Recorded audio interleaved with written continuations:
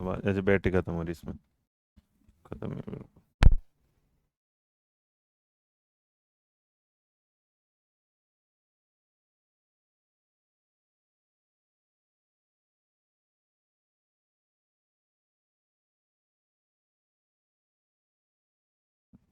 इसमें भी कमी है बैटरी।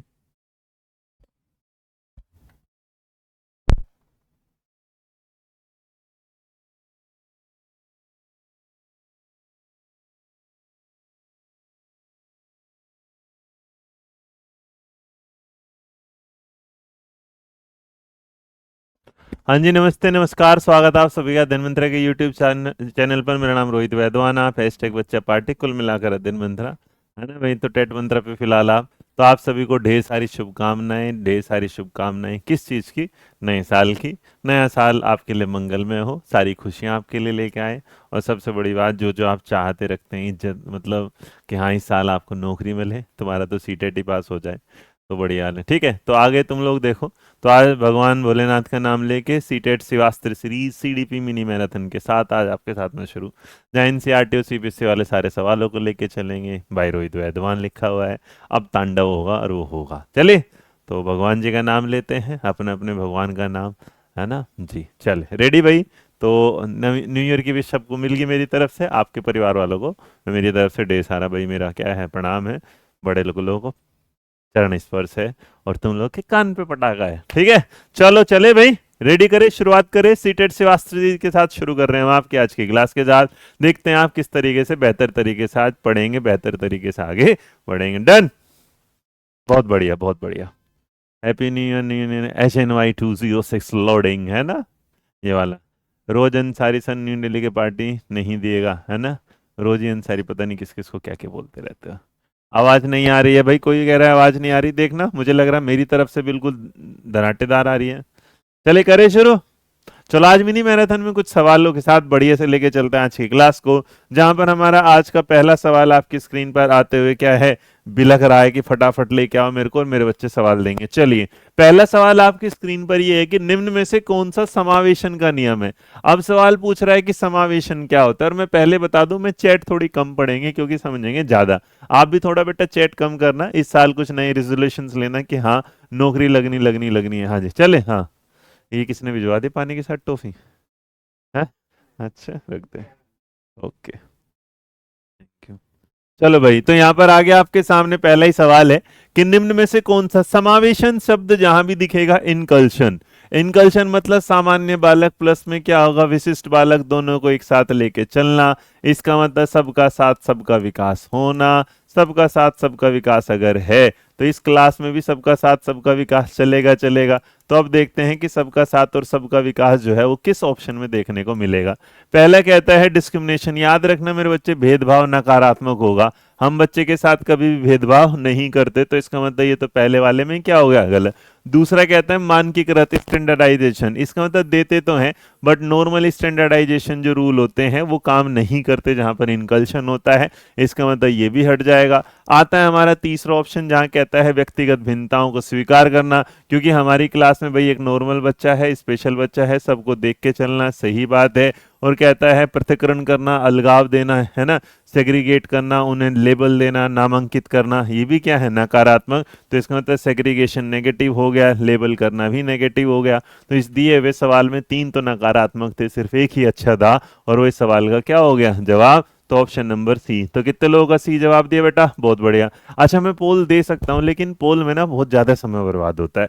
पोल में क्या होता है कि आप ना, जो हम काम कर रहे हैं, मतलब 2 मिनट का काम ना 20 मिनट में हो जाता है यार, इसलिए बस पढ़ते रहेंगे, ठीक है। चलो, पहला सवाल हो गया अपना, अब दूसरा देखते हैं।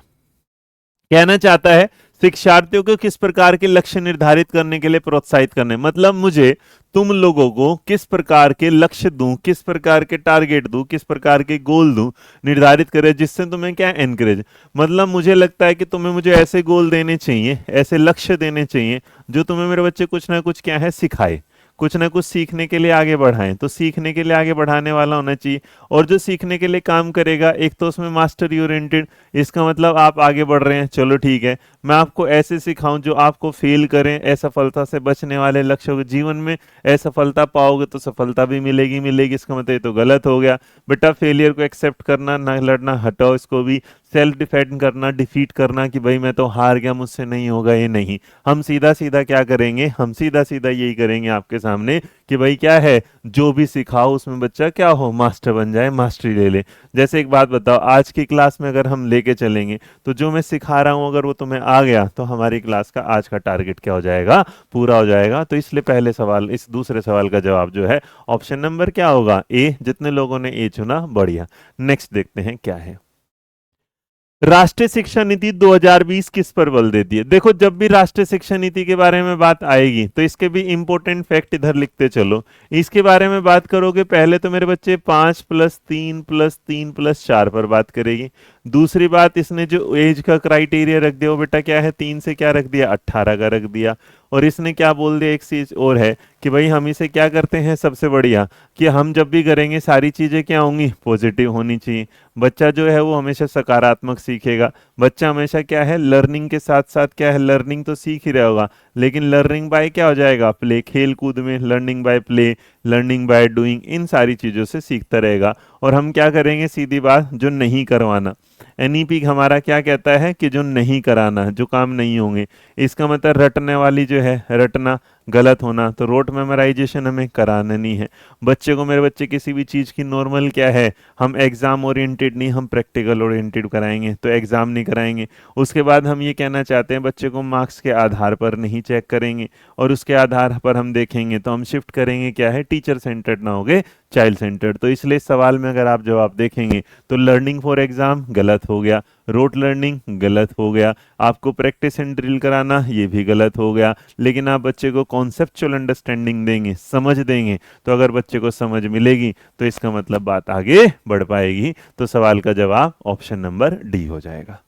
डन भाई, चलो बढ़िया। क्या, अच्छा, मेरी गाड़ी में पड़ा मोबाइल। हाँ, नंबर 4, निम्न में से कौन सा कारक समाजीकरण का प्रथम कारक नहीं है? आपसे पूछा जा रहा है कि जो सोशलाइजेशन होता है, जो समाजीकरण होता है, उसका प्राथमिक कारक कौन नहीं है। तो आपके दिमाग में पहले तो ये पता होना चाहिए कि भाई समाजीकरण क्या होता है।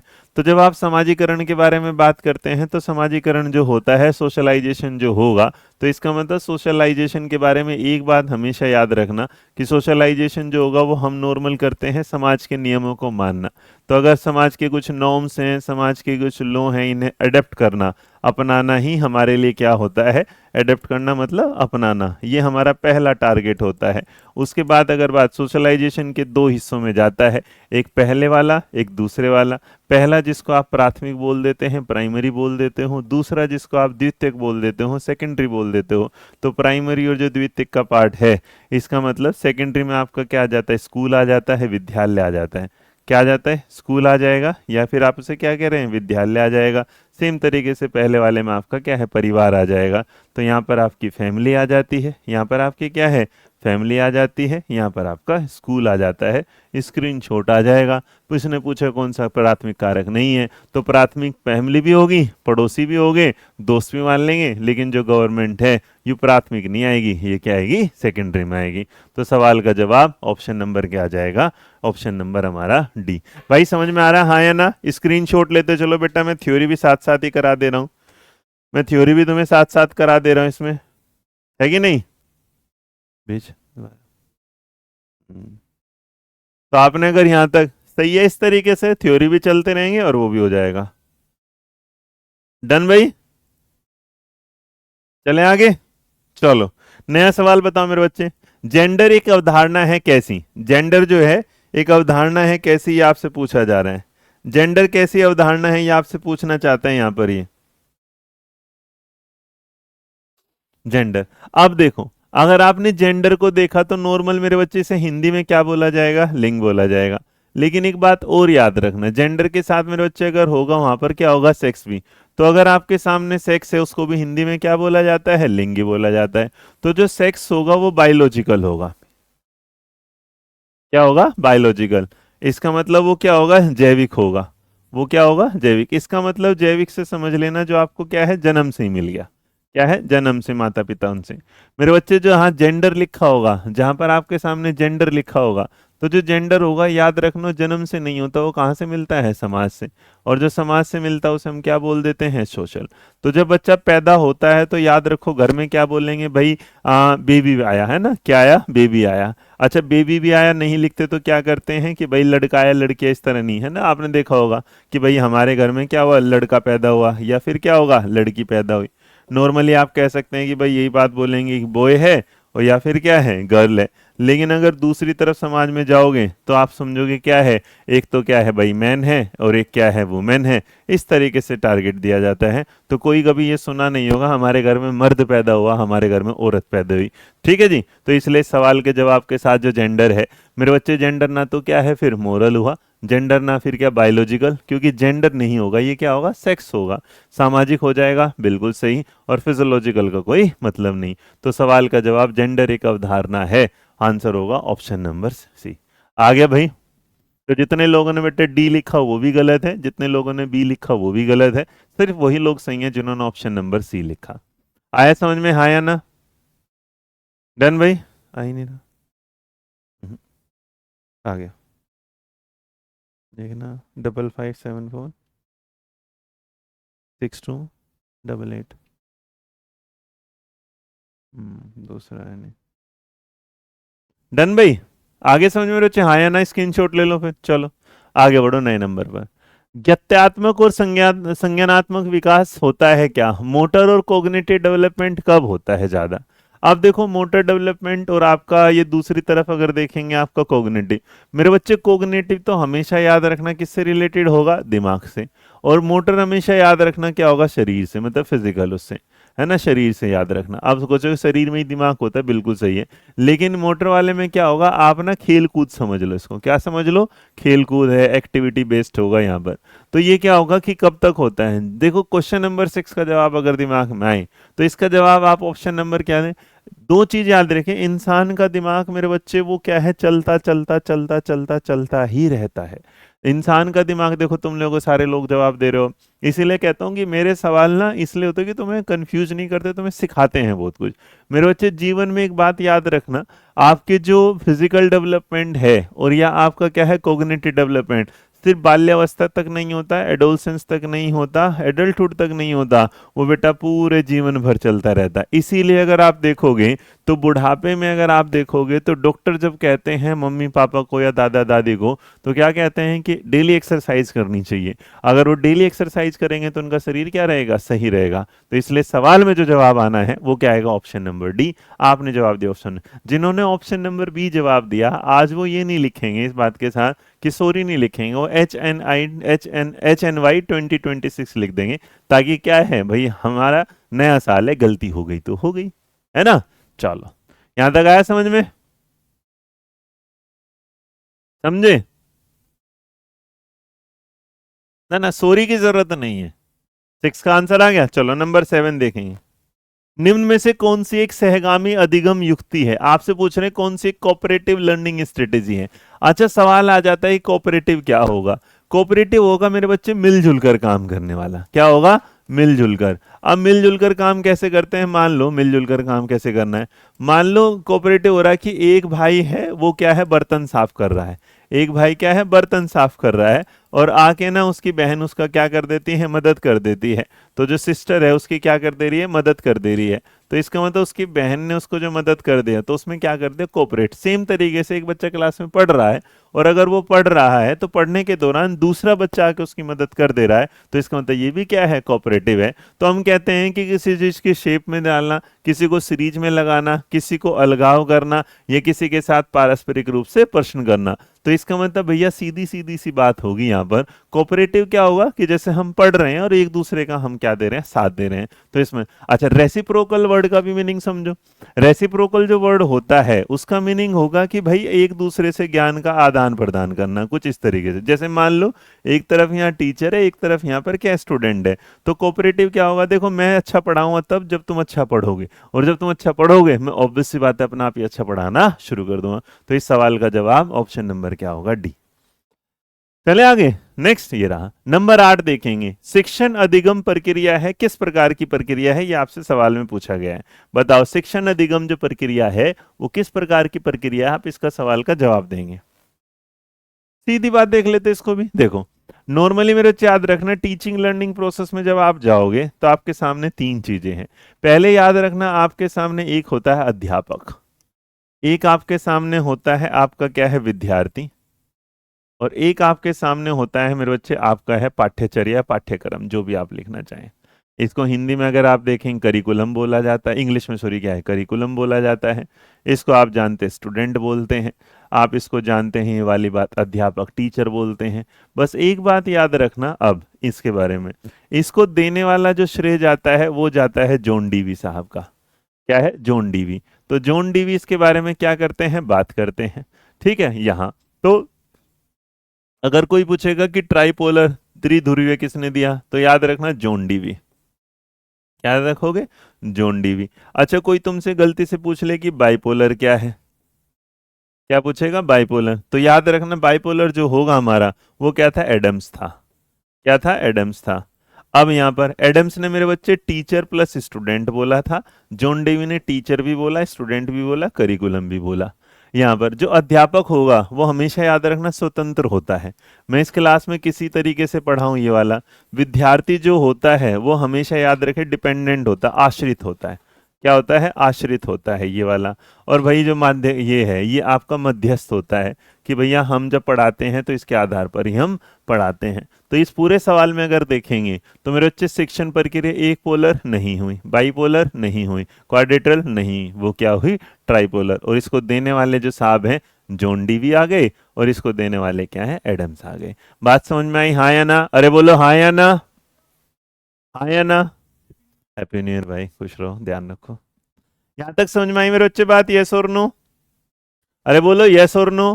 क्या मेरे यार नए साल पे ढीले ढीले हो गए तुम तो। अब चलो अंग्रेजी में भी लिखो डिपेंडेंट इंडिपेंडेंट, इसको इंडिपेंडेंट, इसको डिपेंडेंट, इसको मीडिएटर है। इतने बढ़िया बढ़िया नोट्स के साथ पढ़ा रहा हूं तुम्हें, है ना, आगे नोट्स के साथ पढ़ना। चलो यहां तक बात समझ में आ गई तो आगे बढ़ते हैं, नया सवाल देखते हैं। डन भाई, चलो नेक्स्ट। निम्न में से कौन सी शेषावस्था की विशेषता है, आपसे बोलेंगे कि भाई इनफेंसी जो पीरियड होता है उसकी विशेषता क्या होती है। अब देखो मेरे बच्चे इनफेंसी जब आएगा तो फैन समझ लो तेज चलता है, फैन समझ लो क्या है तेज चलता है।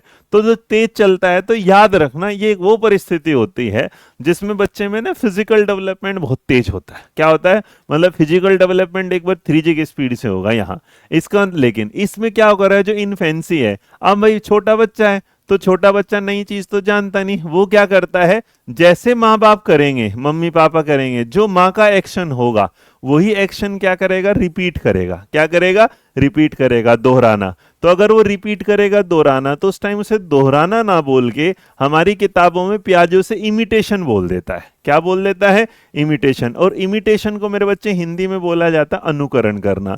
तो याद रखना अगर कभी भी हो तो छोटा बच्चा जैसे एक्शन देखता है उसको वैसे ही रिपीट करना शुरू कर देता है। तो इसलिए सवाल में जवाब पहला ही हो जाएगा। नैतिकता की उपस्थिति नहीं होती, लैक ऑफ मोरालिटी होता है। और अगर कोई तुमसे पूछ ले कि लैक ऑफ मोरालिटी कब तक होता है, बेटा अप टू 5 सालों तक, मतलब लगभग 5 सालों तक बच्चा किसी को ऐसे नहीं कि ठीक है मत तुरंत भला भगवान तेरा भला करे ना, मेरा खिलौना मेरा है, भगवान तेरा भाड़ में जान दे, चाहे कुछ भी करे मुझे इससे कोई लेना देना नहीं है। और बेटा इसमें लैक ऑफ सेक्स इंस्टिंक्ट वाली बात नहीं होती, क्योंकि वो भैया ब्रेस्ट फीडिंग मतलब वो दूध पीता है, और डिसेंट्रलाइजेशन थिंकिंग बाद में आगे बढ़ती है, ये भी नहीं होता। तो इस सवाल के जवाब के साथ ऑप्शन नंबर क्या हो जाएगा हमारा ए। जिन्होंने ए लगाया वो बिल्कुल स्क्रीनशॉट सारे सवालों को लेते चलना ताकि तुम्हारे पास ये सारी चीजें इकट्ठी होती चले। लर्निंग डिसेबिलिटीज, लर्निंग डिसेबिलिटीज क्या होती है, अधिगम की निर्योग्यता क्या होगा मेरे बच्चे। डिस का मतलब होता है एबिलिटी, यहां पर कि कोई ऐसी योग्यता है जो आप में कमी है। योग्यता मान लो कि ये है कि एक ए बच्चा है जिसको मेरे बच्चे सारी चीजें आती हैं, और एक बी बच्चा है जिसको सारी नहीं थोड़ी कम आती हैं। मतलब एक समझ में रख के चलना कि ऐसी है कि मान लो एक बच्चे को एक सवाल 5 मिनट में समझ में आता है, एक को बेटा 15 मिनट में समझता है, तो जो समझने का दौर है, इसका मतलब हम इसे लर्निंग सीखने में जो बच्चा है वो कमी कर रहा है, देरी कर रहा है, दूसरे बच्चे के मुकाबले पीछे रह रहा है, हम उसे लेके चलते हैं लर्निंग डिसेबिलिटी। लर्निंग डिसेबिलिटीज एक फिक्स अवस्था होगी जी नहीं, याद रखना, क्योंकि मेरे बच्चे जो फिक्स होती तो इसका मतलब फिर कभी सुधारा ही ना जा सकता। दूसरा कहता है एक वेरिएबल स्टेज है, बिल्कुल सही बात है, सुधारा जा सकता है। आवश्यक नहीं कि कार्य पद्धति की हानि करे, इसका कोई मतलब नहीं है। और समुचित प्रयास के साथ सुधार योग्य नहीं है, नहीं सुधार योग्य है। तो इसलिए सवाल में याद रखना कि मेरे बच्चे लर्निंग डिसेबिलिटी वो है जो इंप्रूव की जा सकती है। एक एग्जांपल, जैसे बहुत सारे लोग डी जवाब दे रहे, नहीं समझो।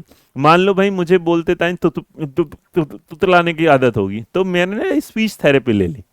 मान लो मैं किसी भाई मैथ का कोई सवाल मुझे समझ में नहीं आ रहा था किसी टीचर का, लेकिन दूसरे टीचर ने क्या करा, मुझे शॉर्ट ट्रिक्स में पढ़ा दिया। तो इसका मतलब आपके सामने है ना। तो हम ये क्या करते हैं कि कुछ चीजें ऐसी होंगी जिसमें डिले हो सकता है, लेकिन आप ये कहीं सुधार नहीं होगा, ये कभी भी पॉसिबल नहीं, सुधार हो जाएगा। यहां तक बात समझ में आई? यस और नो? अरे बोलो यस और नो। हाँ, क्या जवाब दोगे? हाँ, लंबा सा हाँ बोलना, हाँ।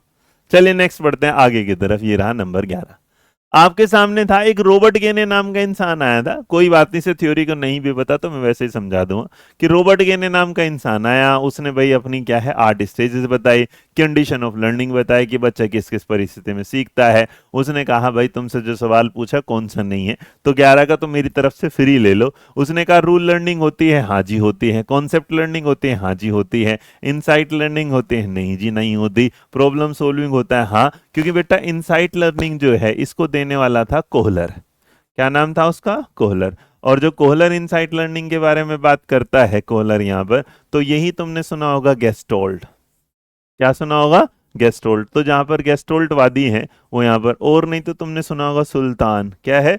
सुल्तान। आपने चिंबेंजी बंदर का नाम सुना होगा, सुल्तान, वो यहीं पर है। तो सवाल का जो जवाब होगा ऑप्शन नंबर क्या होगा? सी। जिन्होंने ऑप्शन नंबर सी चुन लिया वो एकदम क्या है, बढ़िया है, बेहतरीन है। आगे बढ़ेंगे, हमारा नया नंबर आएगा 11 के बाद 12।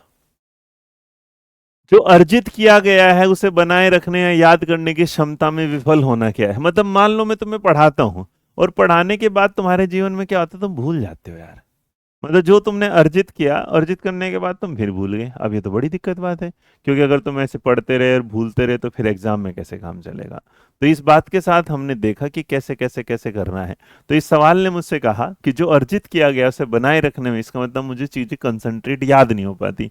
तो मेरे बच्चे याद नहीं होती तो इमेजिनेशन का कोई मतलब नहीं है। याद नहीं होती तो भूल जाता हूँ, ये मान सकते हैं। याद नहीं होती तो मेमोरी की दिक्कत है, याद नहीं होती तो ध्यान की दिक्कत है। अब देखो तीनों में जो दिक्कत है उस 12 नंबर के साथ क्या होगा? याद नहीं अब कुछ भूल गया सब कुछ, कुछ गाना सुना होगा ना कि याद नहीं अब कुछ भूल गया सब कुछ। तो जो भूल गया इसका मतलब फेल टू रिटेन हुआ, तो इसका मतलब मेमोरी में चीजें अटेंशन वाली जा ही नहीं पा रही। तो इसलिए इसको क्या बोला जाता है? Forgetting option.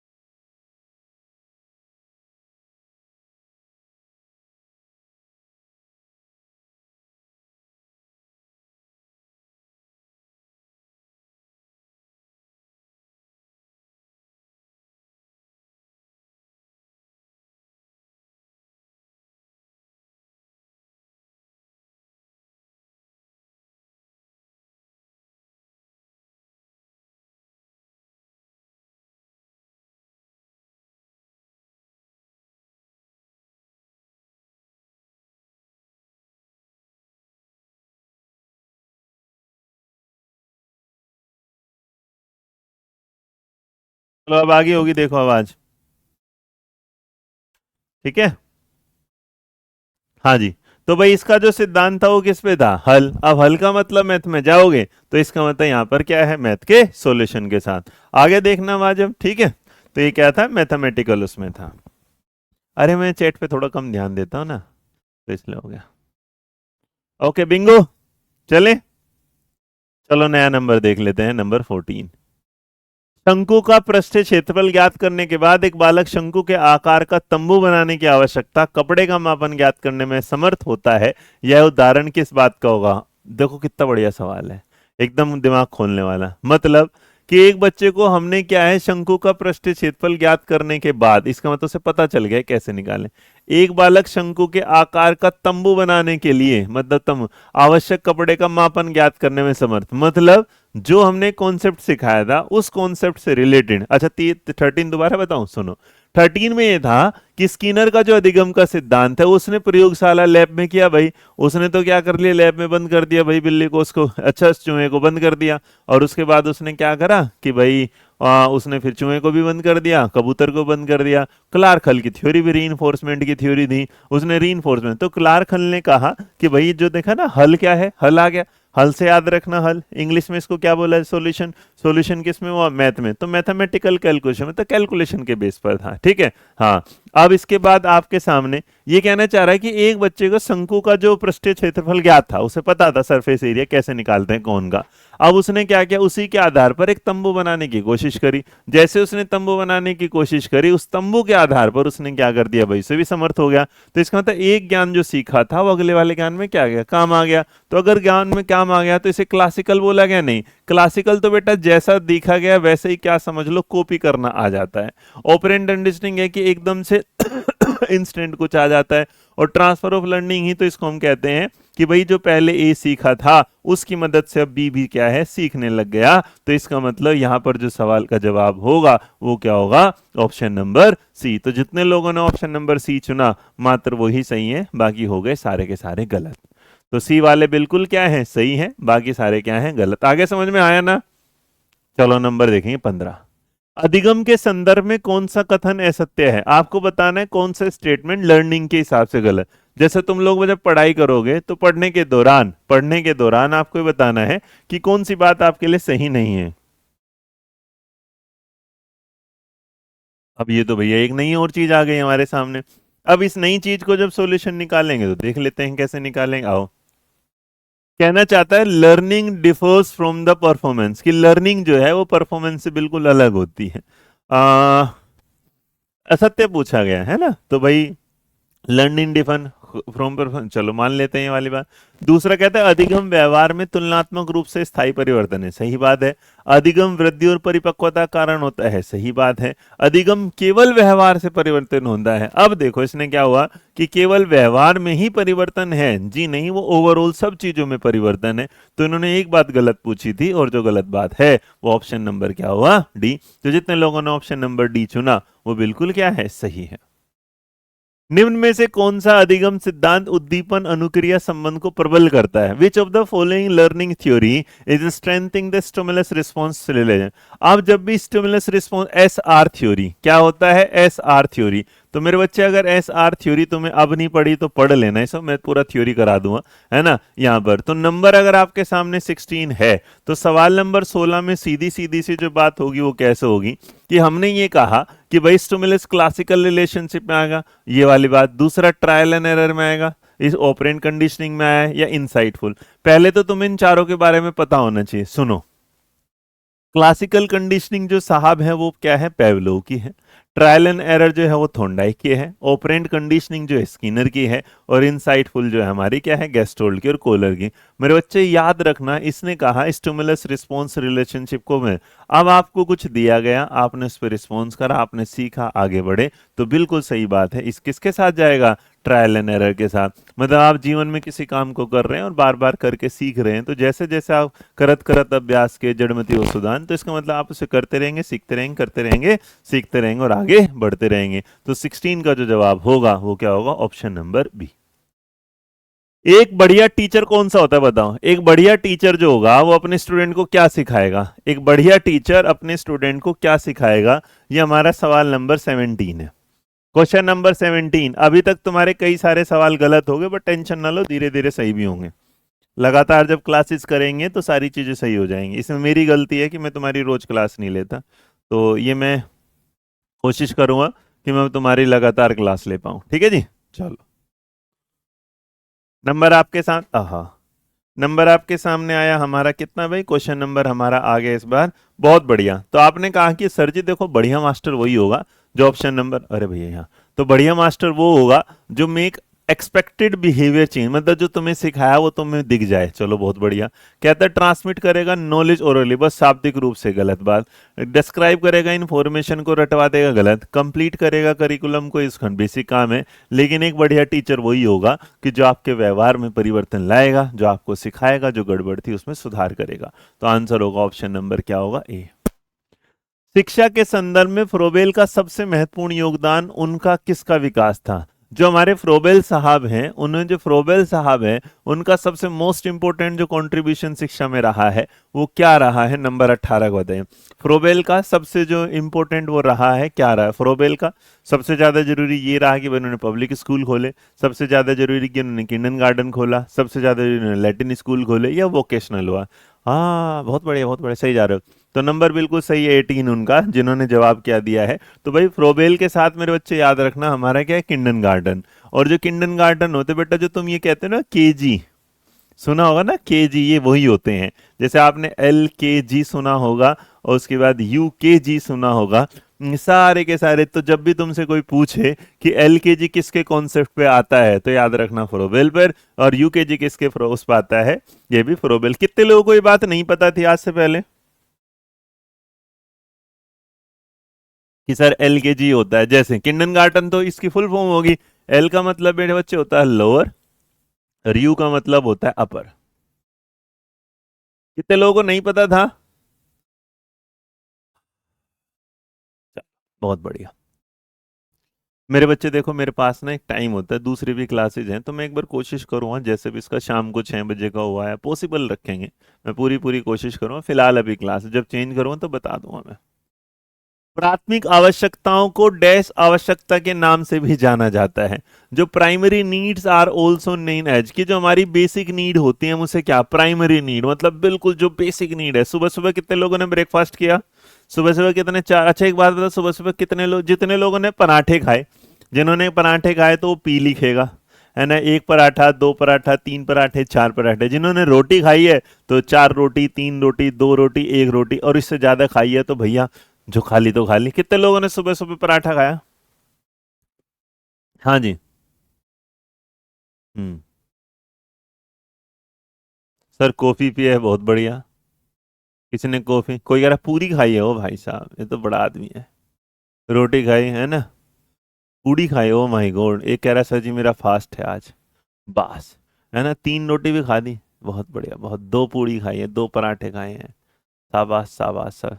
अब तक कुछ नहीं खाया, चलो जिन्होंने कुछ नहीं खाया वो थोड़ा सा खा लेना, सुबह नाश्ता करना है। अरे पगलो, इसका मतलब तुम्हारे पेट में आग लगी सवेरे सवेरे। क्या लगी? पेट में आग लगी, चूहे दौड़ रहे थे, और इस पेट की आग को बुझाने के लिए तुम्हें क्या हुआ? ना तो समाज के पास जाने की जरूरत थी, ना यहाँ जाने की। लॉजिकल सीधी बात है। अब देखो मनोवैज्ञानिक यहाँ आ गया, मनोसामाजिक यहाँ आ गया, यहाँ पर क्या है? ये लॉजिकल ना हो गया, फिजियोलॉजिकल है। इसका मतलब भाई जो जरूरत थी वो कि देह की थी, हम नहीं है बॉडी की, सेहत है ना? जिन्होंने समोसा पोहे खाए, कुछ लोग तो बहुत अमीर आदमी है भैया, समोसे बनाए सर जी, पोहा खाया हमने, अरे वाह। हैं? और तुम हमारे कोर्स को लेते टाइम सर जी इसमें सस्ता कर दो, ये कर दो, है तुम्हें कोर्स खरीदते टाइम भी बड़ी आग लगती है। अच्छा कोर्स से याद आया, सीटेट शिवास्त्र बैच आ गया है, वो देख लेना, उसमें सस्ता है, शायद 799 का है। ठीक है, चलो नेक्स्ट। मानकीकृत परीक्षण का अर्थ क्या होगा? स्टैंडर्डाइज जो टेस्ट होगा, जो सीटेट हमारा टेस्ट लेता है। बस एक बात याद रखना, जब भी कोई यहां पे लिखा हो ना स्टैंडर्डाइज टेस्ट, मेरे बच्चे स्टैंडर्डाइज टेस्ट का मतलब होता है सीधा सीधा कि ये बोर्ड बेस्ड टेस्ट होगा। और जो भी बोर्ड का टेस्ट होगा, BORD, ये वाला नहीं, बोर्ड वाला, CBSE बोर्ड जैसा, जैसे आज हमने लिया तो CBSE, तो जो भी बोर्ड बेस्ड एग्जाम होगा, बस उसमें एक ही बात याद रखना, वो रिलायबल भी होगा, वो क्या होगा? वैलिड भी होगा, वो डिफरेंशिएटेड भी होगा, और वो ऑल की तरफ जाएगा। तो नंबर 20 में जितने भी मेरे बच्चों ने डी जवाब दिया, बढ़िया। और इसकी ट्रिक होती है मेरे बच्चे, ORV, क्या याद रखो? ORV। तो यहां पर ऑब्जेक्टिविटी भी आ जाता है कई बार। तो रोहित वैद्वान। क्या बोलोगे? ओ रोहित वैद्वान। तो कभी मैं दिख जाऊं और पीछे जाओ ओ रोहित वैद्वान, ऐसा आवाज देना। और उसके बाद सर जी हम तो बस वो इस इवेल्युएशन का टॉपिक याद कर रहे थे, है कि नहीं? चलो डन। आगे देखेंगे नया नंबर आपकी स्क्रीन पर क्या पूछना चाहता है आपसे। 21। मैडम मोंटेसरी ने अधिगम परिवेश में सर्वाधिक बल किस पर दिया था? तो मारिया मोंटेसरी मैडम आती है, मारिया मोंटेसरी कहती है देखो ये करना है ना। तो मारिया मोंटेसरी आई, उसने कुछ बात बताई, उसने जो सीधी सीधी बात बताई बस एक याद रखना, उसने कहा ओम, सांस लो लंबी लंबी, इंद्रियों पे काम करने को बोला। क्या बोला? इंद्रियों पे काम करने को बोला। तो मेरे बच्चे याद रखना, मारिया मोंटेसरी है ना, sensory sensory sensory sensory sensory sensory, याद रखना। तो मारिया मोंटेसरी जहां भी दिख जाए तो याद रखना उन्होंने इंद्रियों के प्रयोग। ये सवाल जिनका गलत हुआ, एक बात बताओ, जीवन में आज के बाद गलत होगा तो मारिया मोंटेसरी याद रखना और तुम्हें ये जीवन में हमेशा याद रहेगा। बात समझ में आई हाँ या ना? कह दो आ गई समझ में, कह दो आ गई समझ में। नहीं आई तो मैं छोड़ूंगा नहीं पीछा।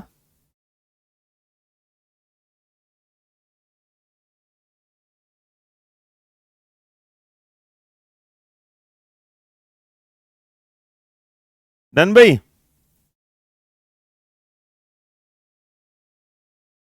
चलो आगे देखेंगे, नया नंबर आता है, एक बार से बुलाना है, क्या नाम है? आ, नितिन को। नितिन को, या तू ही कर देगा इस काम को? एक काम करेगा, चलो बेटा इस सवाल का जवाब दो जल्दी। इस पे वो लगवा दे यार। हम्म। चलो बेटा, बेटा ऐड तो।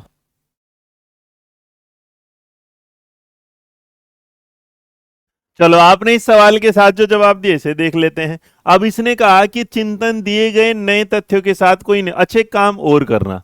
कहीं भी कोई भी चीज में नवीन लिखा है इसका मतलब न्यू लिखा है। न्यू लिखा है तो इसका मतलब ओरिजिनल लिखा, ORIGINAL, ओरिजिनल, वास्तविक लिखा है। तो अगर आप इन सारी चीजों के साथ जा रहे, ओरिजिनल है, वास्तविक है, नया है, नवीन है, तो मेरे बच्चे एक बात याद रखना, तुम्हारे सामने हमेशा सोच का सबसे बड़ा दायरा होगा। और जो सबसे बड़ा सोच का दायरा होगा तो उसमें बच्चा डिडक्टिव करेगा, गलत हो जाएगा। इसने कहा कि मौलिक तथ्य जोड़कर समस्या समाधान तक पहुंच जाता है, तो वह किस प्रकार का, मतलब अपनी सोच में कुछ ना कुछ नई चीजें क्या है वो डालता रहता है। तो जैसे ही वो नई चीजें डालता रहता है तो नई चीजें डालने से ना तो डिडक्टिव होगा, ना बेटा वो क्रिटिकल होगा, ना वो एब्स्ट्रैक्ट होगा, वो सीधा सीधा क्या होगा, इंडक्टिव होगा। अच्छा इस सवाल में अगर ऑप्शन में डाइवर्जेंट आ जाता, क्या आ जाता? डाइवर्जेंट। तो ये बताओ डाइवर्जेंट सवाल का जवाब होता कि नहीं होता? डाइवर्जेंट, अब ये बताओ इस सवाल का जवाब होता या नहीं होता? छेती बताओ, अगर इस ऑप्शन में डाइवर्जेंट होता तो क्या इस सवाल का जवाब होता? हाँ, इसमें क्या होगा, इंडक्टिव है तो एग्जाम्पल टू क्या जाएंगे, रूल जाएंगे, रूल टू एग्जाम्पल नहीं जाएंगे मेरे बच्चे। जिसने लिखा है तो रूल टू एग्जाम्पल नहीं, एग्जाम्पल टू रूल जाएंगे। कोई नहीं गलत होगा उसकी टेंशन ना लो। हाँ, तो याद रखना अगर यहां पर कोई चीज नवीन, न्यू, ओरिजिनल आ जाए तो बस मेरे बच्चे फिर डाइवर्जेंट पे जाना था, वो सवाल में ऑप्शन नहीं, तो हमने कोई बात नहीं, फिर भी हमारे पास ऑप्शन नंबर बी है। नेक्स्ट आओ। विचार आंतरिक भाषा है तथा संरक्षण पर स्वामित्व एवं अन्य सिद्धांतों की व्याख्या करने के लिए भाषा की अपेक्षा वाक्य रचना के नियमों का प्रयोग किया जा सकता है। ये वचन किसने बोला? सवाल नंबर 23। 23 के सवाल के साथ पहले तो तुमने आजकल देखा होगा नोम चोम्स्की, है ना, जो एप्स्टिन फाइल है उसके अंदर इनका नाम आ गया, और वो जो फाइल है उसमें ये वाली बात के साथ है कि जो जो वो है ना गर्ल्स, उसका भाई ह्यूमन ट्रैफिकिंग का है, गर्ल्स को इधर से उधर ले जाना, उसमें चोम्स्की का नाम आया है। अभी तक जस्टिफाई तो नहीं हो पाया है कि क्योंकि वो इंसान मर चुका है, उसकी रिपोर्टें खुल रही हैं, दिख रही हैं। तो अब देखो संसार में कभी भी कुछ भी हो सकता है, लेकिन भाषा का ये काम मेरे बच्चे याद रखना। अगर विचार आंतरिक, इंटरनल भाषा है, देखो आंतरिक भाषा पे जब बात करता है वो वाइगोत्स्की करता है। जब इस पर वाइगोत्स्की बात करता है तो वाइगोत्स्की का एक साथी हुआ करता था जिसने कोग्निटिव को आगे बढ़ाया। तो याद रखना ये जवाब होगा ब्रूनर का। ब्रूनर ने कहा था कि जब भी आप, इसने क्या किया, संरक्षण, कंजर्वेशन पियाजे का वर्ड है, तो इसने दोनों वर्ड को शामिल लिया, भाषा पर काम किया। ये काम किसका था? ब्रूनर का था। ये सवाल याद रखना। Why it is not critical thinking, someone is asking this question in front of us. तो मेरे बच्चे क्रिटिकल थिंकिंग वो होता है जब आपके सामने एक भाषा दी जाती है, एक चीज सोच दी जाती है, आप उसके दोनों पर्सपेक्टिव सोच पर काम करते हैं। लाइक अगर मैंने आपको नया सोचने के बजाय कोई एक चीज है कि जैसे मान लीजिएगा आप जब सीटेट पढ़ते हैं तो सीटेट को पढ़ रहे हैं आप इस आधार पर कि आगे भी काम आएगा। और आज इसमें DSSS के एग्जाम में आप बेसिक क्वेश्चन ना करके एडवांस क्वेश्चन कर रहे हैं, सीटेट में आप प्रैक्टिकल क्वेश्चन कर रहे हैं, क्रिटिकल, कि कब क्या करना है और क्या नहीं करना, दैट इज क्रिटिकल थिंकिंग। लेकिन जब भी कुछ नया करेंगे या कुछ अपडेट करेंगे वहां पर हमारा इंडक्टिव। डन मेरे बच्चे, चले नेक्स्ट। मेरा फोन पड़ा जब आरटी 2009 के किस अध्याय में कहा गया है कि निशुल्क एवं अनिवार्य प्रारंभिक शिक्षा प्रत्येक बालक का अधिकार। मतलब ये हर बच्चे के लिए ये क्या होगी, एजुकेशन फ्री होगी। ये बात जो बोली गई है आरटी के किस चैप्टर में बोली गई है। अच्छा एक बार और देखो यहां पर आपके सामने, अगर आप ध्यान देंगे तो एक बात दिमाग में रख के चलना मेरे बच्चे, जब आरटी आता है, आरटी एजुकेशन जो एक्ट आता है हमारे सामने 2009, तो इसके एक्ट में मेरे बच्चे याद रखना ये आता है हमारे सामने 2009 में। दूसरी बात इसमें याद रखना कि ये जो लागू होता है ये होता है 1 अप्रैल 2010 को। दूसरी तरफ इसमें याद रखना जो आर्टिकल आता है वो है 21A। कोई पूछेगा कि संविधान संशोधन कौन सा है, 86वां। ईयर कोई पूछ लेगा 2002। कोई पूछेगा इसमें जो एज है वो क्या है, 6 से 14 जो है सामान्य बालक के लिए। तो पूछेगा कि 6 से जो 18 वो क्या है, स्पेशल चाइल्ड के लिए। और सबसे बड़ी बात, इसके जो चैप्टर नंबर हमारे सामने 24 में पूछ रहा है, तो चैप्टर नंबर मेरे बच्चे जो 2 है उसमें हमने इस अधिकार को दिया है, क्योंकि याद रखना जो चैप्टर 1 नंबर है उसमें इसका नाम दिया गया है कि इसमें आने वाला नाम क्या है, भाषा क्या है। ये चैप्टर तो मैंने तुम्हें ऑनलाइन बैच में पढ़ाया होगा, है भाई, ऑनलाइन में पढ़ाया कि हाँ याद आया नहीं आया, याद होगा। चलो सीटेट EMRS और जो कोल्ड बैचेस की वैलिडिटी खत्म हो गई वो बेटा आज में बढ़ जाएंगी, ठीक है। जिनकी वो बढ़ जाएगी अपने आप से, मैसेज छुड़वा देना, एक नोटिफिकेशन भिजवा दो ऐप पे। आगे बेटा समझ में, तो सवाल का जवाब ऑप्शन नंबर क्या हो जाएगा, बी। तो याद रखना, डन, यस सर। चलो आगे बढ़ते हैं, नया सवाल देखते हैं। नया सवाल है 25। एनसीएफ 2000 के अनुसार क्या सही नहीं है। एक बात और याद रखना, जब जब जहां जहां आपका एनसीएफ दिख जाए बस एक ही बात दिमाग में रखना कि ये बच्चे के लिए क्या बोलेगा, अच्छी अच्छी बातें बोलेगा, और कोई भी चीज ऐसी नहीं बोलेगा जो रट्टाफिकेशन पे हो। वो कहता है एजुकेशन को आप मल्टीलिंगुअल बनाएंगे, बिल्कुल सही बात है। कहता है टीचिंग को आप mother tongue up to primary level करेंगे, सही बात है। इसी बात को बेटा एनईपी बढ़ा देता है आगे। एनईपी 2020 भी कहता है कि भाई हम 5 साल तक 5th क्लास तक करेंगे, लेकिन जरूरत पड़ी तो हम इसे एक्सटेंड भी कर सकते हैं, बढ़ा भी सकते हैं। कितनी क्लास तक, 8th क्लास तक। तो ये भी बात सही है। ये कहता है एम्पैथाइज करता है एजुकेशन ऑन इंग्लिश मीडियम, ना जी ये तो करता नहीं। कहता है संस्कृत को आधुनिक भारतीय भाषा के रूप में करता है, हाँ हम उसे एक MIE मॉडर्न लैंग्वेज का मतलब MIL, तो MIL के रूप में, अंग्रेजी को वो नहीं देखेगा। तो सवाल का जवाब ऑप्शन नंबर सी, ठीक है। चलो आगे देख रहे हैं नया नंबर क्या कहता है 25 के बाद 26। जल्दी बताओ 26 नंबर का जवाब।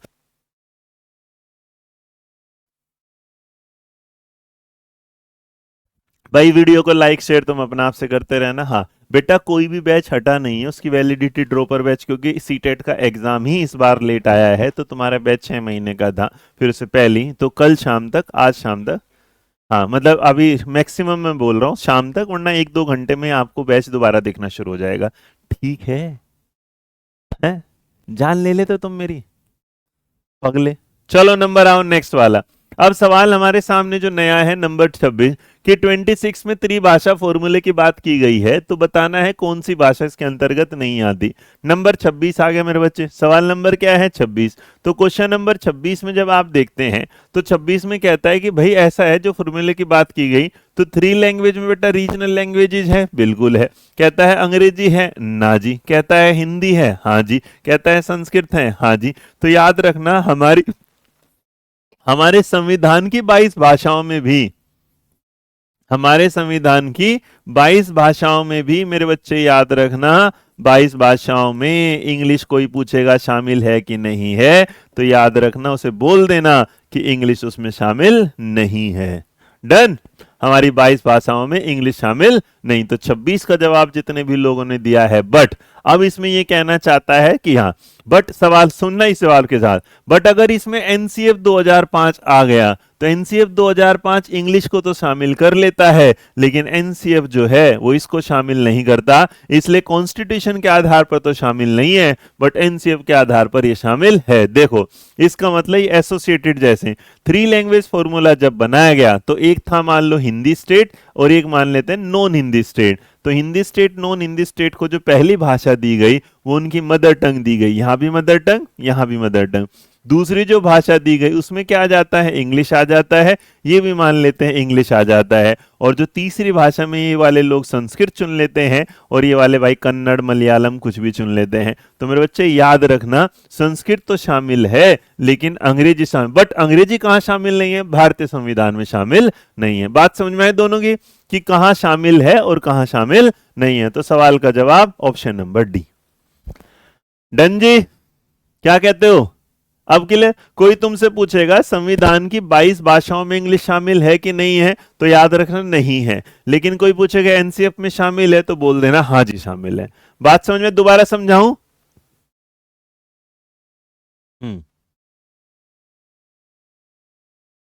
डन। ऐसा हुआ था भाई, पहले दौलत सिंह कोठारी का 19 नेशनल एजुकेशन पॉलिसी आई 1968 में, जब कोठारी कमीशन ने बात करी। तो कोठारी कमीशन क्या करता है, एक लैंग्वेज फॉर्मूला देता है जिसे हम 3 लैंग्वेज फॉर्मूला बोलते हैं। ये क्या होगा यहाँ पर, तो जो त्रिभाषा सूत्र है मेरे बच्चे सबसे पहले से किसने दिया था, कोठारी कमीशन ने। तो जब कोठारी कमीशन देता है तो कोठारी कमीशन कहता है ये वाली बात कि पहली लैंग्वेज मदर टंग या रीजनल होनी चाहिए, दूसरी आपकी क्या है जो हिंदी स्टेट है उसमें उनसे दूसरी होनी चाहिए, लाइक इंग्लिश आ गई। उसके बाद नॉन हिंदी में भी क्या है, या तो आप हिंदी ले लो या फिर इंग्लिश ले लो। थर्ड लैंग्वेज में कहा कि जिन्होंने इंग्लिश को चुन लिया है उन्हें दूसरी चुननी पड़ेगी। तो इसी तरीके से नॉन हिंदी वाले और हिंदी वालों ने अपनी अपनी अलग अलग भाषाएं चुन ली हैं। बेटा जो कह रही है मैराथन क्लास, मेरे बच्चे ये कौन सी क्लास चल रही है पगली है? पढ़ने की बजाय वो मैराथन लिखना पड़ता है। चलो आगे देखो नेक्स्ट।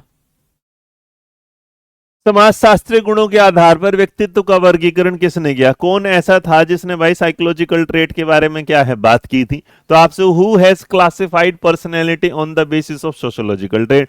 क्रेस्मर ने, है ना, एस यहां से हट जाता है, शेल्डन ने, एल्पर्ट ने, स्प्रेंगर ने।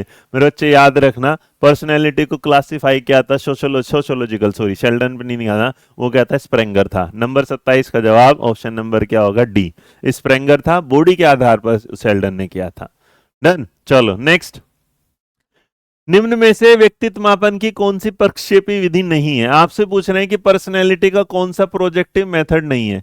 अब देखो प्रोजेक्टिव और नॉन प्रोजेक्टिव दो बातें होती हैं, एक होता है प्रोजेक्टिव मेथड, एक होता है नॉन प्रोजेक्टिव मेथड, है ना। तो मेरे बच्चे याद रखना प्रोजेक्टेड मेथड वो होते हैं, वो क्या होते हैं, मतलब ऑब्जर्वेशन बेस्ड होते हैं। क्या होते हैं? ऑब्जर्व। नंबर 28 में सुनना जरा ध्यान से। अब ये क्या होता है कि देखो, एक वर्ड होता है ऑब्जर्वेशन बेस वाला, है ना, जिसमें आपने डायरेक्ट नहीं देखा, ऑब्जर्वेशन का अवलोकन देखा। जैसे आपने कोई भाई साइकोलॉजिकल टेस्ट ले लिया, कोई आपने क्या है प्ले एंड ड्रामा में सोशियोलॉजिकल देख लिया, कोई आपने वर्ड एसोसिएशन टेस्ट देख लिया, कोई सेंटेंस कंप्लीटेशन। मेरे बच्चे याद रखना नोन जो होते हैं वो होते हैं क्वेश्चनेयर। इसने कहा कौन सा प्रोजेक्टिव नहीं है। एक सेकंड सुनो, देखो कई बार आप किसी से सवाल पूछे, जैसे मान लो कि आपके रिश्ते के लिए कोई आया हुआ है और जब रिश्ते के लिए लोग आए हुए हैं वो आपसे सवाल पूछ रहे हैं, तो जो सवाल पूछ रहे हैं वो याद रखना नॉन प्रोजेक्टिव है। लेकिन सवाल पूछने के दौरान वो तुम्हें ना ये देख रहे हैं कि भाई तुम्हारी हरकतें क्या है। तुम जैसे मान लो कोई लड़की चाय लेके आई तो उसके वो कैसे काम कर रही है, कोई लड़का चाय कैसे उठा रहा है, कोई किसी को देख कैसे रहा है। तो प्रोजेक्टिव होगा नॉन डायरेक्टिव ऐसा तरीका जिसमें कोई वर्ड नहीं होते, कोई ऐसी चीजें नहीं होती जिसको आप लिख के पता करते हैं सवालों के माध्यम से नहीं। तो इसलिए सवाल का जो जवाब होगा वो आपके सामने ऑप्शन नंबर क्या होगा। मान लो क्वेश्चनेयर आ जाता तो इंटरव्यू आ जाता, ये सारे के सारे जो होंगे ये हमारे कौन से होते हैं, नॉन प्रोजेक्टिव। कैसे लगे भाई सवाल, कैसी लग रही है क्लास? 29 नंबर पर आते हैं फिर देखेंगे। जब व्यक्ति के परस्पर दो विरोधी इच्छाएं एक ही समय पर उत्पन्न होती हों तो व्यक्ति इस मध्य वजह, भाई मेरे को मन कर रहा है कि एक टाइम में मेरा जो मन कर रहा है केवीएस को पढ़ाने का, एंड द सेम टाइम मेरा मन कर रहा है सीटेट को भी पढ़ाने का। अब मुझे क्या है, पढ़ाने दोनों ही है लेकिन मेरे पास वक्त कम है, तो इस दुविधा में जो घुस जा रहा हूं इसको हम क्या बोलेंगे? इस दुविधा को जो हम फंसे हुए हैं, इसको हम क्या बोलेंगे? पहला सवाल नंबर 29 में कहता है, इसको बोलेंगे हम फ्रस्ट्रेशन। देखो फ्रस्ट्रेशन होता तो मैं टीवी फोड़ फाड़ के चला जाता। मेरे अंदर कन्फ्लिक्ट चल रहा है, बिल्कुल सही बात है। टेंशन तो मुझे इस बात की नहीं है कि पढ़ाना, ना मेरे अंदर एंजाइटी, मेरे अंदर क्या है? कन्फ्लिक्ट है, कंफ्यूजन है, डिलेमा है, दुविधा है। मैं ये नहीं सोच पा रहा, करूँ तो कैसे करूँ, है कि नहीं? तुम्हारे जीवन में मान लो, तुम्हारे जीवन में कभी भैया किसी को, एक मान एक एग्जांपल देता हूँ, एक लड़का जीवन में जिसे कभी किसी से मोहब्बत नहीं, किसी से प्यार नहीं हुआ, अचानक से उसके जीवन में दो लड़कियां आ जाती हैं, दोनों इसे बेहिंतिया मोहब्बत करती हैं, है ना? देखते ही लड़का समझ जाता है कि दोनों ही क्या कर रहे हैं, प्यार। और लड़का उन दोनों में से ना किसी एक को नहीं चुन पा रहा, क्योंकि वो उसे भी पता है कि दोनों ही एक एक नंबर की हैं, दोनों बहुत बढ़िया हैं, दोनों याद रखती हैं, ख्याल रखते हैं, खाना खिलाती हैं, सब कुछ करते हैं, पैसे भी खर्च करते हैं, गिफ्ट भी लाते हैं, ये वाली चीज के साथ। अब करे तो क्या करें? तो ये दुविधा में फंसना बोलते हैं। अब जो भी वो एक को चुनेगा तो एक को उसे खोना पड़ेगा। तो मेरे बच्चे याद रखना, जब दो चीजों में से एक का जाना तय है, दो चीजों में से जब एक का जाना तय है, दिमाग में कंफ्यूजन फिक्स हो चुकी है, उसी को कन्फ्लिक्ट बोला जाता है, डिलेमा बोला जाता है, नुकसान पक्का पक्का होगा ही होगा। इसलिए सवाल का जवाब ऑप्शन नंबर बी होगा। आगो समझ में? चलो नंबर 30 लो। उदाहरण मिल गया ना? चलिए नेक्स्ट। किसी लड़की की लंबाई कम होने पर वह ऊंचे हील के सैंडल पहनकर अधिक लंबी दिखने का प्रयास करते, तो किस प्रकार का समय? मतलब ऐसा है कि एक लड़की है, हाइट उसकी कम है, दिखना वो चाहती ऊंचा है, इसलिए वो पहन लेती हील, क्या है? हाई हील पे चलता आना था ना, हील्स पहन लेती है। जैसे वो हील पहन लेती है, उसके बाद वो थोड़ी सी ऊंची हो जाती है, और जैसे वो ऊंची हो जाती है तो अपने आप को किस तरीके से बता रही है जी? देखो, एक कह रहा सर जी आपको आशिकाना उदाहरण क्यों मिलता? आशिकाना है वो पगले लाइव एग्जांपल है। मम्मी पापा का दे दूं, मम्मी का दे दूं, ससुर का दे दूं, बहन, मान ले मेरी तुम्हारी मम्मी है, एक दिन एक तरफ पापा, एक तरफ तुम्हारी क्या है, दादी है। मम्मी आते ही अपनी, जो तेरी दादी को बेटा पूरे दिन वो मांगते रहे, एक गिलास पानी दे दे, पानी दे दे, दिया नहीं। उसके बाद जो दादी शाम को आती पापा से बोलेगी, हे पापा, है ना, वो पापा से बोलेगी, मेरे बेटे नालायक, मैंने तुझे 9 महीने अपनी कोख में रखा और तेरी बहू एक गिलास पानी भी नहीं पिला रही। बहू जाते बोलेगी, तुम पति देव मैं अपने घर में रही थी 22-23 साल, तुम यहाँ ले आए मेरे को, मैं पानी पिलाने आई हूँ। फंस कौन गया? पति। अब पत्नी का साथ देगा तो माँ से छुट बिट जाएगा, माँ का साथ देगा तो पत्नी से छुट जाएगा, तो होगी ना कंफ्यूजन। और बता कैसे एग्जाम्पल दूं? दो बच्चा एक ही दिन, एक ही तारीख को सीटेट का एग्जाम आ जाए, सीटेट का एग्जाम आने के बाद उसी दिन यूपी टेट का भी एग्जाम आ जाए, सेम टाइम पर सेम एग्जाम हो, तूने हजार हजार रुपए खर्च कर रखे हो, और फिर तू बैठ के सोचे कि कौन सा एग्जाम दू। इसको भी कन्फ्लिक्ट डिल्यूजन बोला जाता है, वो कन्फ्लिक्ट बोला जाता है। और तू पागल, अरे पगले, जो एग्जाम्पल वो देता हूं जो जल्दी समझ में आ जाए, दिल पे दिलवा देते हो बात। आगे भाई। तो सवाल में नंबर 30 को इसको बोला जाता है मेरे बच्चे, जब आप क्या करते हैं, कंपनसेट। अब भगवान ने हाइट कम दे दी तो किससे कंपनसेट कर रहे हैं भाई? चलो हील से ही काम चला लेंगे। कंपनसेशन क्या होता है? जब आप काम चला लेते हो। डन। नेक्स्ट आगे बढ़े। चलिएगा आगे बढ़ते हैं, नया सवाल देखते हैं, नया सवाल क्या है। अब नया सवाल जो हमारे सामने, दैट इज क्वेश्चन नंबर, व्यक्तिगत क्रियात्मक अशाब्दिक बुद्धि परीक्षण कौन सा होगा? यहां पर आपको बताना है कौन सा एक ऐसा टेस्ट होगा जो इंडिविजुअल होगा, उसके अलावा नॉन वर्बल इंटेलिजेंस टेस्ट पर बेस्ड होगा। तो यहां पर जो सवाल आया है इसका जवाब क्या होगा भाई? सीधा दिमाग में रख के चलो कि इंडिविजुअल है, अकेला होगा, अकेला होगा तो इसका मतलब मेरे बच्चे उसमें, बिने साइमन ने जो टेस्ट दिया था इंटेलिजेंस को, ग्रुप वाला, पोर्ट्रेस का जो भूल भुलैया परीक्षण था वो वाला। अच्छा, भूल भुलैया तुमने देखा होगा कई बार, एक गेम नहीं हुआ करता था ऐसा, वो चला करता था, उसमें कट्टस लगे रहते थे, फिर उसके बाद उसे खोलना होता था, यहाँ रास्ते बंद हो जाते थे जिसमें, अरे याद करो यार, कंचे जैसे नहीं होता, सिल्वर सी गोली होती थी जिसमें तुम्हें से निकालनी होती थी ऐसे गेम में। हाँ, उसी को दिमाग में रख के चलना। तो मेरे बच्चे इसी को बोला जाता है, जो पोर्टस का पजल था, सिंगल हुआ करता था, और उसमें बेटे कोई भाषा, नॉन वर्बल जिसमें कोई भाषा ना हो, नॉन वर्बल जिसमें कोई भाषा ना हो। तो सवाल का जवाब ऑप्शन नंबर क्या हो गया? बी। Option number B. कई बार आपने इस चीज को देखा होगा। नेक्स्ट बढ़ते हैं, आगे की तरफ चलते हैं, नया नंबर। आपको बताना है, कोई लेखक है, कवि है, चित्रकार है, उसमें कौन सी बुद्धि उपस्थित होती है? अर्थात मतलब कोई क्या है, राइटर है, कोई क्या है, कवि है, कोई क्या है, चित्रकार। तो आपको उसमें बताना है कि कौन सी बुद्धि होती है। जल्दी बताइए कौन सी बुद्धि होती है भाई? हम्म। कौन सी बुद्धि होती है बताओ?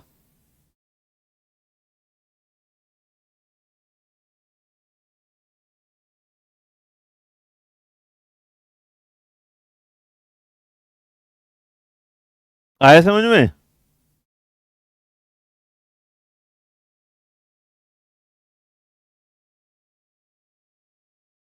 क्या जवाब दे रहे हो? चलो, आपने कहा यहाँ पर बहुत बड़े। अब देखो एब्स्ट्रैक्ट होगी कि नहीं होगी, नंबर 32 में चेक करके आते हैं।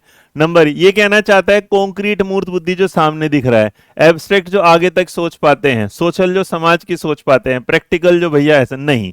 बिल्कुल सही जवाब दे रहे हो, क्या होता है एब्स्ट्रैक्ट। अच्छा कोई बताएगा एब्स्ट्रैक्ट क्यों होती है? क्यों? क्योंकि लेखक ना मेरे बच्चे लाइनें लिख देता है प्यार की, है ना, लाइनें लिख देता है। तो मैं सुनाऊं एक लाइनें बढ़िया सी, रुको मैं तुम्हें आज एक लाइनें सुनाता हूँ, चंद लाइनें हैं जो आपको समझ में आ गई तो ठीक है, नहीं समझ में तो, अगर तुम्हें समझ में आ गई तो तुम्हारी बुद्धि एब्स्ट्रैक्ट है, तुम्हारे समझ में नहीं आई तो तुम्हारी बुद्धि एब्स्ट्रैक्ट नहीं है। डन ना?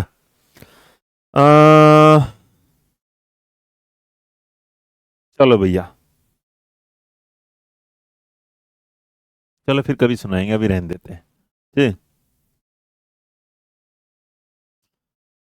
शिल्पा यादव जी, आपको फिर सवाल एक, भाई शिल्पा यादव है हमारे बीच में, एक बच्चा है जिसने, शिल्पा एक बात बता मेरे बच्चे, सबसे बड़ा आसान सवाल है, ये बताना है मेरे बच्चे, शिल्पा के अलावा कोई जवाब नहीं देगा, पहले बता रहा हूँ, ऐसा फील किया करो कि मैं तुम्हारे साथ घर पे हूँ। शिल्पा जवाब देंगे, शिल्पा रेडी? ओ शिल्पा, बेटा रेडी, पूछो सवाल। हाँ, सुनाएंगे सुनाएंगे, बाद में सुनाएंगे, आ जाओ। शिल्पा से एक सवाल पूछेंगे, शिल्पा को जवाब देना। शिल्पा मेरे बच्चे ये बता जरा फटाफट कि जो प्याजे हैं, और कोई जवाब नहीं देगा, ध्यान रखना, प्याजे जो हैं, प्याजे वो कौन से देश के निवासी हैं? भाई शिल्पा के अलावा कोई जवाब नहीं देगा, जिस बच्चे ने दे, ठीक, कोई नहीं जवाब देगा। हाँ जी, हाँ, बताओ जी। शिल्पा, शिल्पा यादव, जो बच्ची थी अभी, प्याजे कौन से देश का था बेटा? यही है? हाँ हाँ, बता बेटा।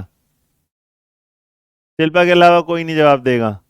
देखो संपत आ गया, रीना यादव आ गई, मैं हूं ना, तुम कान सुनते भी नहीं, कान के भी अंधे हो तुम सारे के सारे।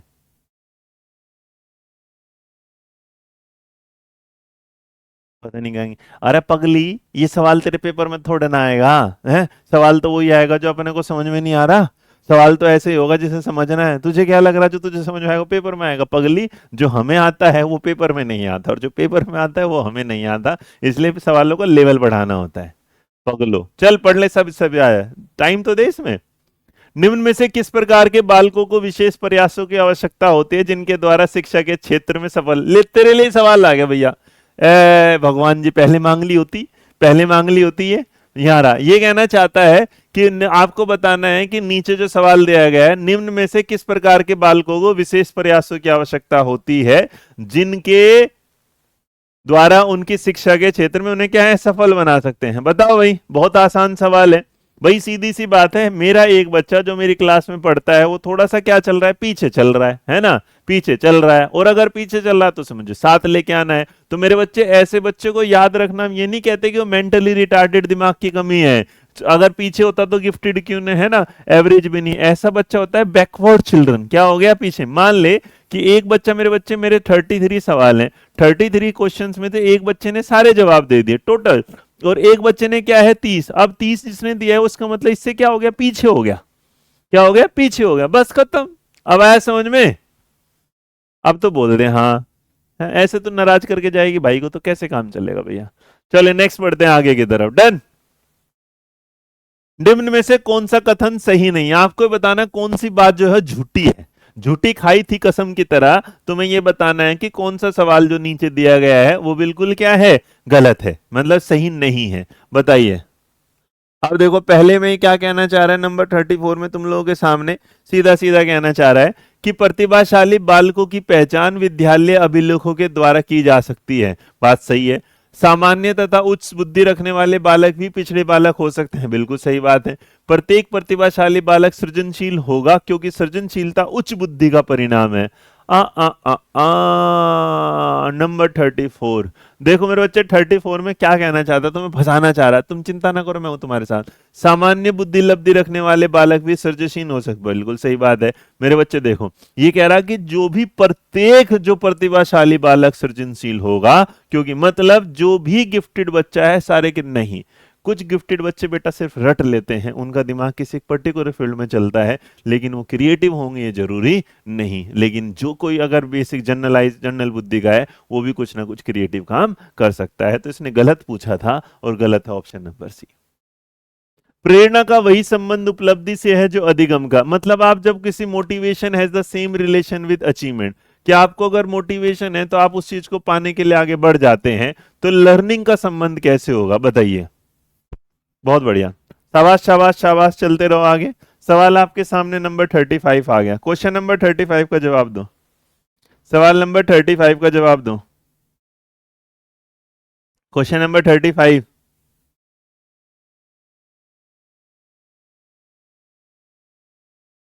अब आपने कहा सवाल नंबर 35, यहां पर क्या लॉजिक है, थिंकिंग है, अंडरस्टैंडिंग है, आपके सामने क्या है, डिस्क्रिएशन है, विवेक है आपका। नंबर 35 का मेरे बच्चे जो जवाब होगा बहुत बढ़िया। देखो आपने कहा कि जब मोटिवेशन अचीवमेंट, तो मेरे बच्चे उसमें जब भी आप लर्निंग करेंगे तो लॉजिक नहीं, लर्निंग में क्या होती है, थिंकिंग होती है। बट लर्निंग में सबसे ज्यादा जो चीज होती है उसको हम बोलते हैं अंडरस्टैंडिंग। क्या बोलते हैं, अंडरस्टैंडिंग। थिंकिंग होती है बट लर्निंग का सीधा संबंध, जितना बढ़िया आपको समझ में आएगा उतना ही ज्यादा बढ़िया आपका अधिगम होता जाएगा। किस किस के, मेरी है ना क्लास तो बस, कौन कौन सी है, तो बच्चे दो चार रहेंगे ना, उनका क्या काम है, रखना है उन्हें, भेज दे, कोई नहीं चला। हाँ हाँ कोई नहीं जान, मैंने कहा था एक बजे। हाँ हाँ थोड़ी तू भी निकल जाएगी। नंबर 36, मैस्लो के अनुसार शारीरिक जैविक आवश्यकताएं सबसे निम्न स्तर की आवश्यकताएं होती हैं। मन का कौन सा भाग इन आवश्यकताओं की पूर्ति समय, मतलब ऐसा है कि आपने अब्राहिम मैस्लो की थ्योरी पढ़ी होगी। तो जब अब्राहिम मैस्लो की थ्योरी आपने पढ़ी, मेरे बच्चे देखो, अगर तुम चाहते थे कि मैं तुम्हें आसान आसान सवाल करा दूं, तो फिर तो देखो तुम यूट्यूब पे बहुत सारे चैनल चल रहे हैं, देख लो, है ना। अगर तुम्हें ये वाली चीज चाहिए तो मैं तुम्हें मना नहीं करूंगा, क्योंकि ये बात मैं भी जानता हूँ, मुश्किल सवाल पढ़ने तुम आते ही नहीं। तुम में से कुछ लोग होंगे जिन्हें मुश्किल सवालों से संबंध होगा, कुछ को संबंध नहीं होगा। मेरे लिए सबसे जरूरी बातें ये हैं कि मैं आपको जब भी पढ़ाऊं तो कुछ ऐसा पढ़ाऊं जिसको लेके यार तुम्हें कुछ मिले। ऐसा कोई मतलब नहीं, जैसे मैं एक चीज दिखाऊं, तुम्हारे लिए स्पेशल लेके आया था मैं, और जो अभी ना बहुत आज ना और भी सवाल लेके आया था, बट मुझे लग नहीं रहा तुम इतना खींच पाओगे मेरे साथ, समझो यार, थोड़ा मुश्किल। बहुत बढ़िया, नंबर 36 पे आओ। 36 का जवाब मेरे बच्चे याद रखना, ईगो जो होता है वो हमें बैलेंस करके चलता है। क्या करेगा, संतुलन करके। सुपर ईगो जो हमारा होता है वो हमारी मोरालिटी पे जाता है, हम लोगों की मदद के साथ चलते हैं। और मेरे बच्चे जो ईद होगा, ईद हमारा होता है सेल्फ वाला, और सेल्फ में हम सिर्फ प्लेजर के साथ, बस खुशी मिल जाए इस आधार पर। तो याद रखना हमारी जो बेसिक है वो क्या है, बस हमें रोटी कपड़ा अपना आराम से मिल जाए, बात खत्म। मैस्लो नहीं पढ़ाया, मैं पढ़ा दूंगा, चिंता ना करो। एक पक्षी का उड़कर जाना, उसी दिशा और उसी रास्ते से वापस लौट कर आना, किस प्रकार का स्थानांतरण होगा। मतलब लर्निंग, ट्रांसफर ऑफ लर्निंग में कि एक पक्षी उड़ा और उड़ के फिर अपने जाए, जैसे तुमने देखा होंगे बहुत सारे लोग कबूतर पालते हैं, तो जो कबूतर होगा उड़ के जाएगा और शाम को उसी जगह पर आ जाएगा, तो इसे क्या बोला जाएगा, क्वेश्चन नंबर 37 को। इसे बोला जाएगा जीरो ट्रांसफर। भाई जीरो होता तो मिलता ही नहीं, कोई मतलब ही नहीं था। नेगेटिव होता निकल लेता, लेटरल होता सीधा रहता, लेकिन भाई उसने सीखा आना और जाना, तो इसलिए उसको क्या बोला जाएगा, पॉजिटिव ट्रांसफर। सवाल अच्छे हैं, सवाल क्या है, अच्छे हैं, और सवाल अच्छे हैं तो इसलिए तुम्हें सीखने को भी क्या मिलेगा, अच्छा, कि हमने किसी को कुछ सिखाया। जैसे मान लो आज मैंने तुम्हें मुश्किल से सवाल सिखाए और कल फिर तुम दोबारा इन सवालों को सीखने आ जाओगे, तो इसका मतलब ये मेरा और तुम्हारा क्या हुआ, पॉजिटिव ट्रांसफर हुआ। रॉबर्ट गेने के सीखने के पदानुक्रमिक सिद्धांत में संप्रत्य अधिगम के तुरंत बाद कौन सा आता है। चलो एक काम करता हूं, तुमसे हटा देता हूं, नहीं तुम सवाल है, तुम ये बताओ, ए छोड़ देता हूं तुम्हारे, अब मैं तुम्हें पता चल गया यार, तुम ना थोड़े से मुश्किल सवालों में फंस जाते हो, तुम्हें बेसिक सवाल दिखाने पड़ेंगे। चलो ये बताओ, क्वेश्चन नंबर 48, सवाल नंबर 48 बताओ, ठीक है। कोई नहीं कोई नहीं कोई नहीं, 48 देता हूं, सवाल नंबर 48, सवाल नंबर 48, क्वेश्चन नंबर मोड, जी। कोई बात नहीं कोई बात नहीं कोई बात नहीं, अब ये बताओ, एक बच्चे को तो ये वाली बात पता है कि सीटेट में कौन से सवाल आते हैं। जब तुम ये लिखते हो ना सवाल सीटेट में नहीं आएंगे, तो मेरे बच्चे, मेरे को लगता है सीटेट वालों को तुम्हें बुला लेना चाहिए। अरे पगले, देखो प्राथमिक विद्यालय के लिए हमारा अनुपात क्या होना चाहिए, 48 का क्या होना चाहिए, ऑप्शन नंबर क्या होगा, सी। अरे पगलो, 40 से 1, 35 से 1, 40 नहीं होता थे, पहले पढ़ भी लिया करो। उसने कहा है प्राथमिक विद्यार्थी विद्यार्थी, इसका मतलब स्टूडेंट और टीचर का पूछा था। तुम्हारे दिमाग में हमेशा 1:30 चलता रहता है। सवाल को घुमाया था 1:30 नहीं, 30 क्या होगा 1। तो जिन्होंने 30 और 1 लिखा वो सही है, 30 और 1 जो लिखा वो क्या है, सही है। नेक्स्ट नंबर, आपको बताना प्रोग्राम लर्निंग किसके काम पर आधारित है, नहीं पता चलेगा, छोड़ो तुम्हें पढ़ाऊंगा। वैसे प्रोग्राम लर्निंग अगर कोई पूछेगा तुमसे तो याद रखना प्रोग्राम लर्निंग है किसके, इंस्ट्रक्शनल लर्निंग, प्रोग्राम लर्निंग इसकी न। मेरे बच्चे तुम लोगों का ज्ञान बुरा मत मानना, तुम अपने ज्ञान को इतना छोटा कर दे रहे हो कि कोई भी टीचर आके तुम्हें कुछ भी सवाल पढ़ाएगा और तुम उसे ही सोचते हो पेपर में आएगा। नहीं, पेपर में नौकरी मिलने के लिए आपको थोड़े सवालों का लेवल भी क्या है, बढ़ाना पड़ेगा। नंबर 50 बताओ, कौन सा ऐसा नहीं बता पाओगे, रहने दो कोई बात नहीं, नहीं बता पाओगे। मैंने सोचा यार थोड़े बढ़िया सवाल लेके आऊं। चलो ये बताओ नंबर 53, कोई नहीं तुम्हारे हिसाब से करें। क्वेश्चन नंबर 53 बताओ। कल मेरे बच्चे आसान कर दूंगा सवाल, सॉरी मेरे से गलती होगी, मैंने ही मुश्किल लिया यार तुम्हारे लिए सवाल, मुश्किल कल आसान कर देंगे। तो मैं ऐसे सवाल चाहिए जिसके जवाब तुम देते जाओ, कल करेंगे फिर वो। बताओ जल्दी, वर्तमान स्कीम के द्वारा बाहरी दुनिया को समझने की क्रिया, मतलब जो आपके सामने फिलहाल है, जो आपके सामने फिलहाल है उसको समझना। आप वर्तमान दुनिया को जो समझते हो उसको हम क्या कहते हैं। नंबर 53, सवाल नंबर 53। मेरे बच्चे एक बात समझो, जो वर्तमान स्कीमा के द्वारा बाहरी दुनिया को समझने की क्रिया क्या कहलाती है, एक एसिमिलेशन है, एक एकोमोडेशन है, एक ऑर्गेनाइजेशन है, एक नन ऑफ दीज है। नंबर 53 का जवाब, सवाल नंबर 53 का जवाब।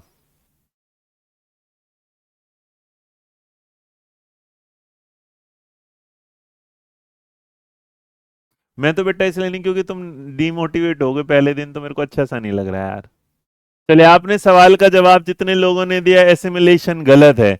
आप यूज कर रहे हैं करंट स्कीमा को और उसके बाद इंटरप्रेट कर रहे हैं कुछ नई एक्सटर्नल वर्ल्ड को, तो उसको बोला जाता है एकोमोडेशन। बस यही है कि अगर आप मेरे से पूछते दूसरी जगह तो एक सवाल ऐसा पूछा जाता, वहां पर सवाल क्या पूछते हैं कि स्कीमा में जो परिवर्तन है, स्कीमा में आने वाला जो परिवर्तन है उसे क्या। अब तुम जैसे परिवर्तन देखते तुम्हें पता चल जाता, चेंज हो जाता, चेंज होते ही तुम्हें रट्टा लगा हुआ है एकोमोडेशन। बस मैंने सवाल को थोड़ा सा बदलवा दिया कि जो करंट स्कीमा तुम्हें आता है उससे इंटरप्रेट करके आप कुछ नई चीजें कर रहे हो, तो इसका मतलब आपके सामने एकोमोडेशन होगा। एसिमिलेशन तो जैसा था उसी को आप वैसे ही क्या करोगे, यूज करोगे, है ना, उसी को एज इट इज रखोगे। तो यहां देखो सिर्फ मैंने भाषा को बदला है और भाषा को बदलते काम हो गया।